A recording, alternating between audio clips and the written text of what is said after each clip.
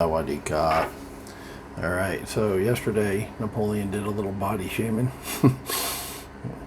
Okay, he made his point. I agreed reluctantly at the end. Being a fat guy, it's tough for me to admit, but yeah, he's right to a certain extent. So let's see what today has in store for us, shall we? And by the way, it's the end of the frigging month. Told you it went fast. March 28th. Yeah, we got like, what, 3 days left? 31st? Yeah, 3 days. So we're closing in quickly on the end of the month. Your own mental attitude is your real boss. There we go. Now I'm liking this one much better than yesterday already. It's got promise. While your time and your labor may be subject to the demands of your employer and others, your mind is the one thing that cannot be controlled by anyone but you. Amen, brother and sister. Got to keep it inclusive. The thoughts you think, your attitude towards your job, and what you are willing to give in exchange for the compensation you are paid are entirely up to you. True. Truer words are never spoken.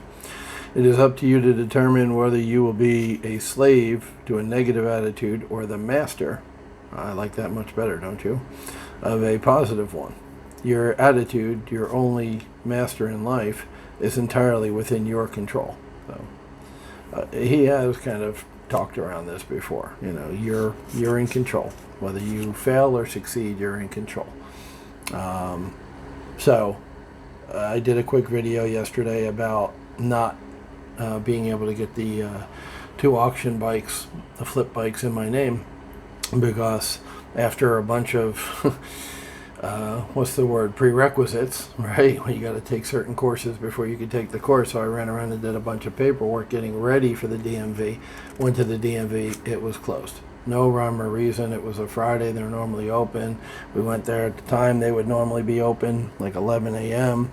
They hadn't hit their quota of cars yet or anything like that. They just were closed. It's Thailand. Shit closes like that all the time. It's not.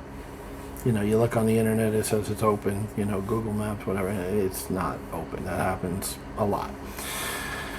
But here's the thing. I'm going to go back there. I'll go back, the next available opportunity. I left the bikes loaded in my truck so I could take them there and get it inspected. So I will succeed because I control that. Now, did I succeed Friday morning? No, because they controlled that by not being open. Okay, but I'm not going to give up. I'm not going to say, well, I guess I'll never own those bikes and I'll throw them in the trash compactor and or sell them without a title or a book or whatever. No, I'm not going to accept a temporary setback as ultimate defeat, right? Just common sense, and that's very clear in this case. But sometimes it's not as clear. But sometimes that's what people do, is accept temporary defeat as a total failure. And it's not a total failure. You just got to see it for what it is. It's a temporary setback. And the reason it's temporary is because you're not going to quit. You're not going to give up, right? Negative attitude, master your positive. Your attitude, your only master in life, but you control, is entirely within your control. There you go. When you control your attitude towards events, you control the eventual implication of those events. Well, yeah, that's what I'm saying. It just he's talking about having a can-do attitude, and if it's important enough to you, right? Which gets back to yesterday's thing about fat people not being successful. Well, if it's important enough to you to be healthy, you'll be healthy. I'm working on it. I haven't weighed myself, like I said, recently, but it's, I feel better. I look better.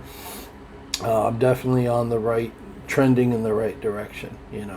37 pounds is a good start, but I need to lose another 40 minimum. At one point, I felt like my fighting weight, the weight I'm comfortable walking around in, was 200 pounds. I'm 6'1". The charts say like 180 or 190. But I felt good at 200, and I didn't have a beer belly or anything like that, or love handles. But right now, my goal for this year is to get down to 220. I'll be happy to get down to 220 and adjust for a little bit and live with 220 for a while. The reason being, if you've ever dated somebody or been married to somebody who lost a shitload of weight, 80 to 100 pounds in my case, going from 300 down to 200 or 220, they've got Shar-Pei skin. Shar-Pei is that little wrinkled dog. So obviously your skin is amazing and elastic, and it expands when you get fat. Well, it will shrink back down, maybe or maybe not with stretch marks. It depends upon how long you were fat and how fat you were. But it will shrink back down to your new size. So my skin is now not loose or saggy or anything like that. It's tightened back up at 260, and I've been at 260 for a while now. I lost most of that 37 pounds probably in the first 2 or 3 months I was here in Thailand. So now it's adjusted. It's okay. My body's okay with 260. Now I need to get down to 240 and then 220, and once again give it brief. I don't want to hang at 240 for a year or 6 months, but I'll give it a brief month or two to adjust to 240, and then once shrink on down to the 220, which once again 220 is kind of an easy goal here because it's 100 kilograms, kilometers, 100 kilos, 100 kilograms, and so that the scales here and everything are in kilograms. So 100, 220, perfect. That's my goal for this year. It's a good goal, good number, and I will reach it. I'll do whatever it takes. Walked to lunch yesterday to do my 60 baht lunch challenge.